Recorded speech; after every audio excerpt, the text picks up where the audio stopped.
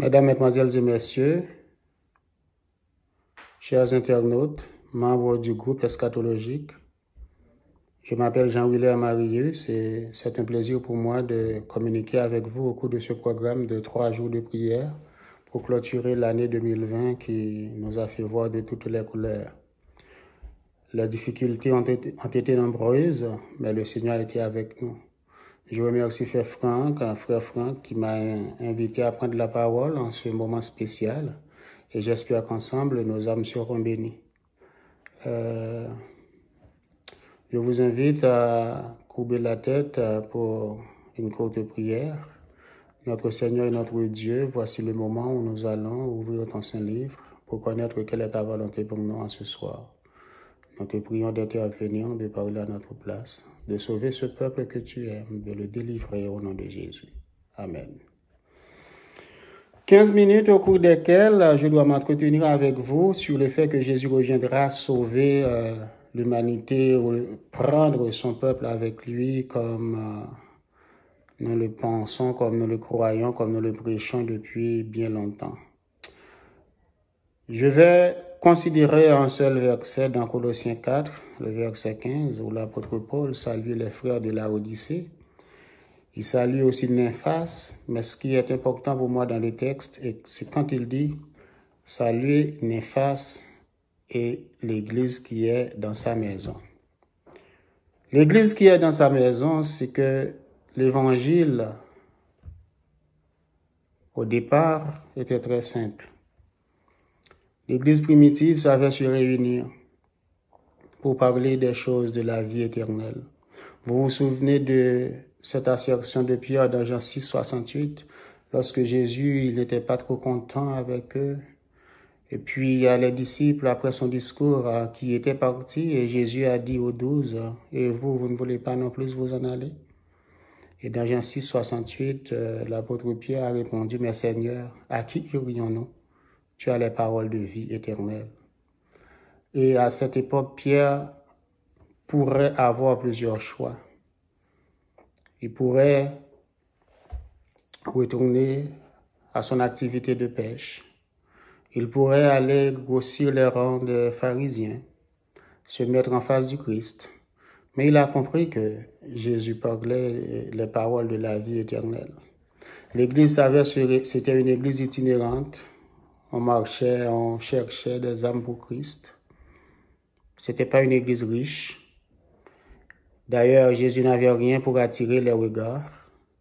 C'était une église simple, immaculée, où, selon la couleur du cheval blanc de l'Apocalypse, tout n'était que pureté. Pureté de cœur, pureté dans les actions, pureté dans les décisions.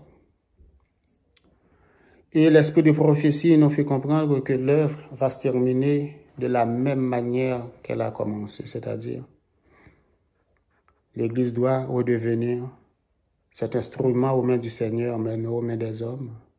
L'Église doit revenir cet outil de salut, ce moyen que Dieu utilise pour toucher ses enfants et disséminer un peu partout à travers ce beau monde. Et l'Église que nous avons actuellement ne répond pas à cet idéal élevé. Je vous dis que je vais considérer un seul texte avec vous, c'est dans Colossiens 4, verset 15. Pour vous dire que aujourd'hui, nous avons besoin de relire notre Bible. Pas la relire à la manière de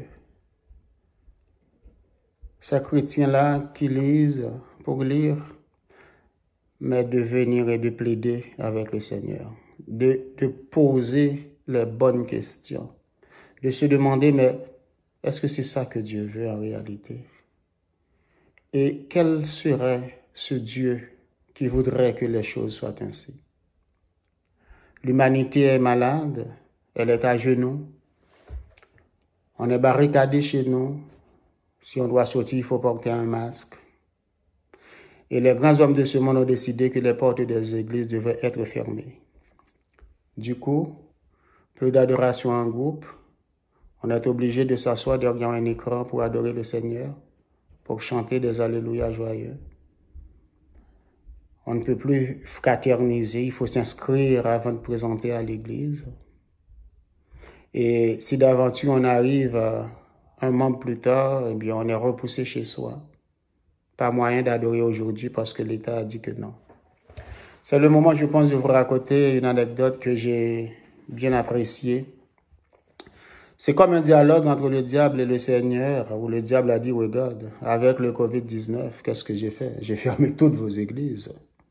Et le Seigneur, avec ce calme que l'on connaît, avec cette douceur qui détermine sa personne, a répondu à l'adversaire, écoute, tu as beau fermer les cathédrales, mais j'ai ouvert une église dans chaque foyer, dans chaque maison. Ça, c'est une parole inspirée, je trouve. Une église est ouverte dans chaque foyer. Le COVID-19 n'a pas fermé les églises. Il a permis aux membres d'église de réaliser que finalement, la meilleure façon de servir le Seigneur, c'est dans le confort de chez soi. Il est plus facile d'être un héros que d'être un saint, parce qu'un héros, il a une foule pour l'applaudir, il est là devant tout le monde, il va poser un geste héroïque, tout le monde va dire, écoute là, toi tu es exceptionnel, tu es un être extraordinaire, et puis il y a cette poussée d'adrénaline qui va l'obliger à faire des choses exceptionnelles, et on va le décorer, on va lui donner une médaille. Mais le saint, c'est quelqu'un qui, quand personne ne le voit, il n'est applaudi par personne, il est là dans son coin. Avec toutes sortes de tentations qui se présentent à lui. Avec les moyens de sa politique, mais qui se dit non. Il y a des choses que je ne peux pas faire à mon Dieu. Il y a des choses que je ne peux pas faire. Il y a des choses que je ne dois pas faire. C'est vrai que mon histoire ne sera pas racontée à travers les ondes. C'est vrai que j'aurais pas besoin de clamer ma sainteté. Mais celui qui sonde les cœurs et les reins, celui qui voit dans les secrets, il sait de quoi il en retourne. Et permettez-moi, s'il vous plaît, de considérer avec vous quelques leçons que le COVID-19 nous aura apprises. La première leçon, c'est que Dieu ne nous a pas abandonnés. Alléluia, il est là, il est à côté de nous. Et le psaume 91, qui est devenu très populaire aujourd'hui, il est toujours pour nous un refuge et un appui, un secours qui ne manque jamais dans la détresse.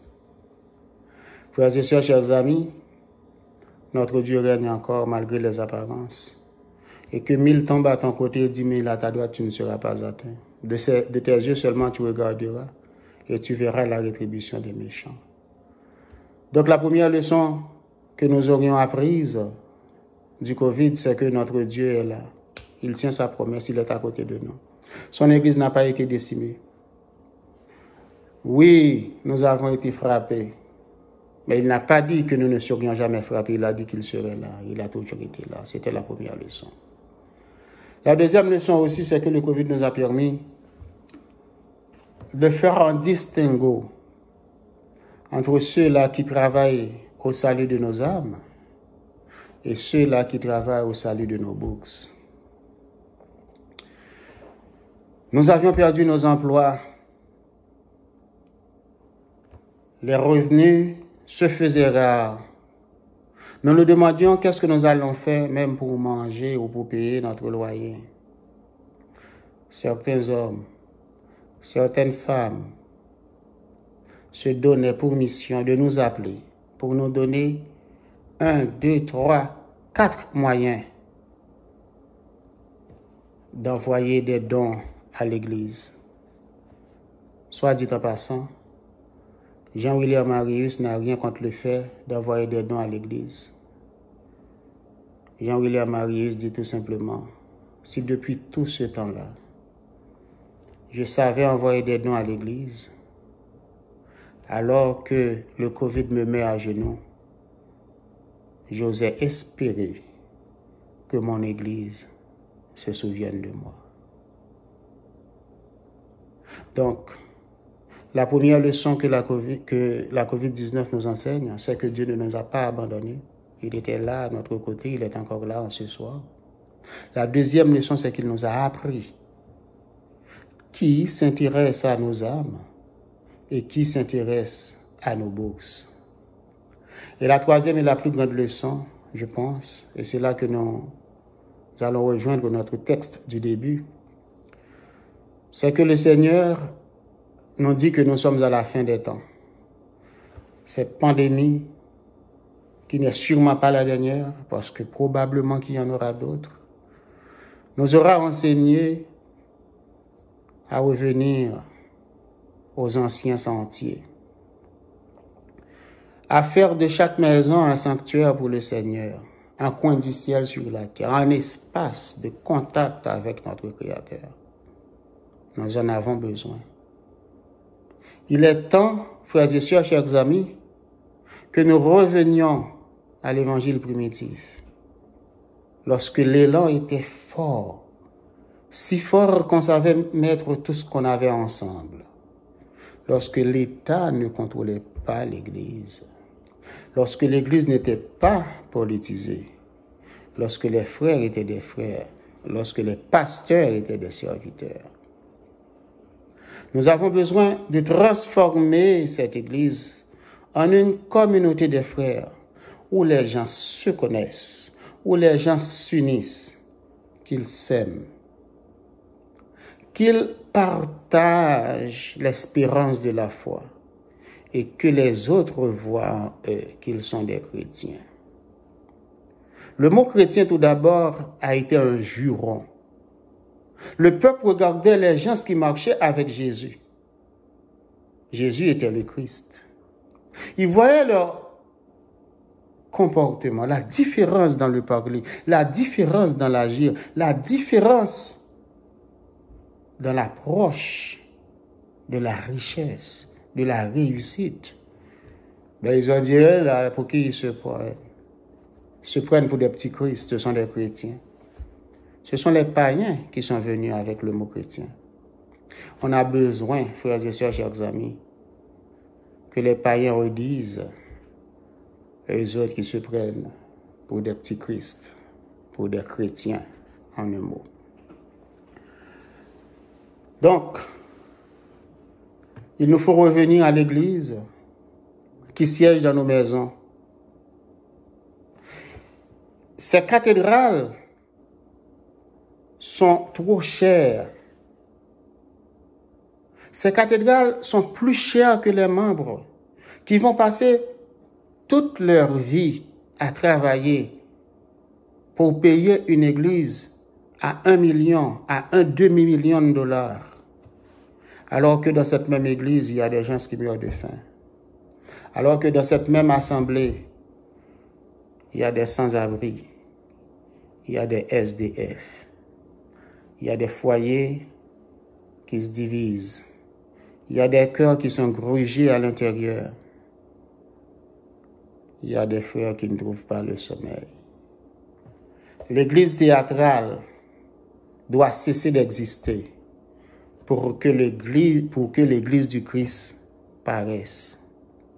L'église qui se donne un spectacle où à chaque sabbat, il y a un défilé de mode. L'église